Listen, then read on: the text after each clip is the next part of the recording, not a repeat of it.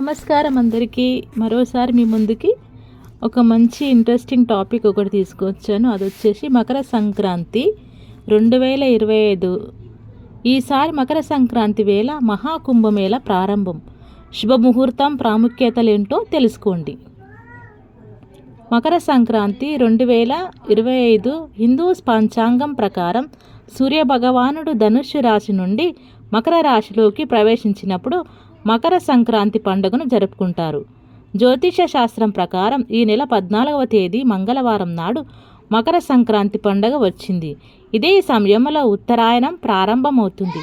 మరోవైపు జనవరి 13న భోగి పండుగ వేళ ఉత్తరప్రదేశ్ రాష్ట్రంలోని ప్రయాగ్రాజ్లో మహాకుంభమేళ ప్రారంభం కానుంది. ఈ కుంభమేళ 12 సంవత్సరాలకు ఒకసారి ఘనంగా జరుగుతుంది. ఈ సమయంలో కర్మలన్నీ ముగుస్తాయి. ఆ మరుసటి రోజు నుంచే అంటే జనవరి 15వ తేదీ నుంచి వివాహాది తదితర శుభకార్యాలకు సమయం అనుకూలంగా ఉంటుంది. ఈ సందర్భంగా సంక్రాంతి శుభముహూర్తం ఎప్పుడొచ్చింది, ఈ పర్వదినాన సూర్యదేవుని ఆశీస్సుల కోసం ఎలాంటి పూజలు చేయాలనే ఆసక్తికరమైన విషయాలను ఇప్పుడు తెలుసుకుందాం. శుభముహూర్తం.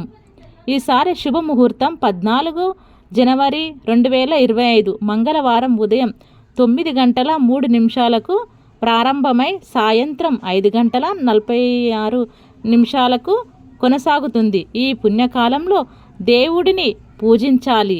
మకర సంక్రాంతి మహాపుణ్యకాలం ఉదయం 9:03 నుండి ఉదయం 10:48 వరకు ఉంటుంది. ఈ సమయంలో సూర్యదేవునితో పాటు శ్రీ మహావిష్ణువును పూజించాలి. ఈ పర్వదినాన ఉదయం 9:03 చేసే స్నానానికి ఎంతో ప్రాముఖ్యత ఉంది. కుంభమేళా స్నానం.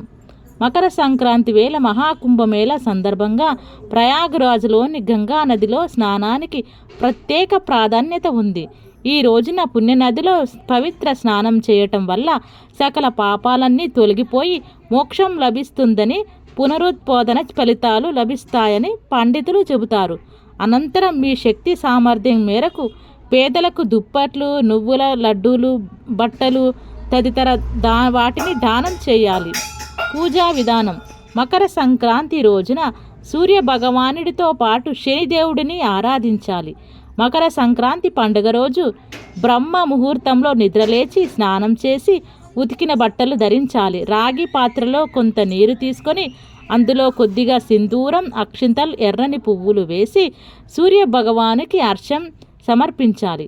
మకర సంక్రాంతి సందర్భంగా సూర్య భగవానుడికి బెల్లం, నువ్వులు సమర్పించాలి. సూర్యుడికి హారతి ఇచ్చే సమయంలో ఈ మంత్రాలను జపించాలి. ఓం గృహిణీం సూర్యాం ఆదిత్యః, ఓం హ్రీం హ్రీం సూర్యాయ సహస్రరాయ రాయ, ఓం హ్రీం హ్రీం సూర్య ఓం అనే మంత్రాలను జపించాలి. శనీశ్వరుడికి ప్రత్యేక పూజలు.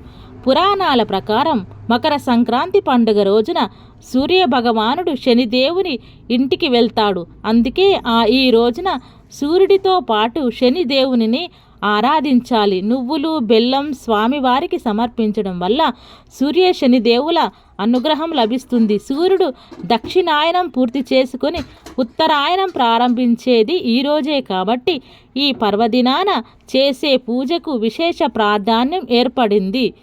దాన ధర్మాలు. హిందూ మత విశ్వాసాల ప్రకారం మకర సంక్రాంతి రోజున ప్రజలందరూ పవిత్రమైన గంగా నదిలో లేదా ప్రవహించే నీటిలో స్నానం చేస్తారు. ఇదే రోజున దాన ధర్మాలు చేయటం వల్ల మంచి ప్రయోజనాలు చేకూరుతాయని పెద్దలు చెబుతారు.